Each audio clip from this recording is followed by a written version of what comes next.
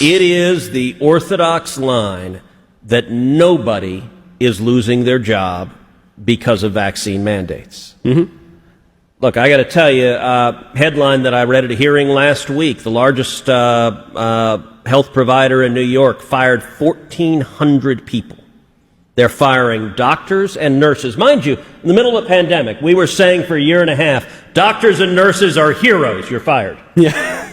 That was then. Little bit incoherent. I'll tell you, I am hearing from all over the country, from soldiers and sailors and airmen and Marines.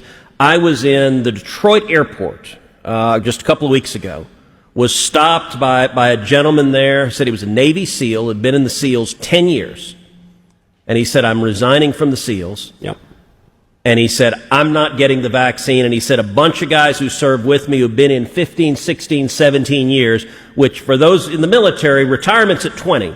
He said, they're getting ready to quit after 15, 16, 17 years. I am hearing over and over again. So a week ago, I did a Zoom call with the leaders of many of the big pilots unions of the airlines across the country. Just about every pilots union said, we are having pilots who are going to be quitting because they're not going to get a vaccine. Chicago Police Union is saying this Friday, so a week from now, the Chicago PD is going to be at 50% police capacity because the police officers are resisting this vaccine. And the White House said none of this is happening. They insist, nope, this is not happening. And so you look at what happened with Southwest. And in the past week, I've spoken with the CEO of Southwest, Gary Kelly, who I know very well. He's a Texan. He's a good friend. I've spoken with the head of the Southwest Pilots Union. There's lots of disputes about what happened. Southwest canceled 1,000 flights one day, canceled several hundred flights on the days before and afterwards. I can tell you one thing that a very senior person in the aviation sector told me.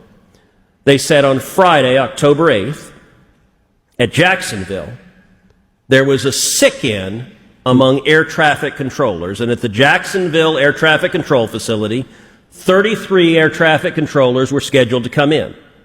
That day, 3 came in. 30 stayed home.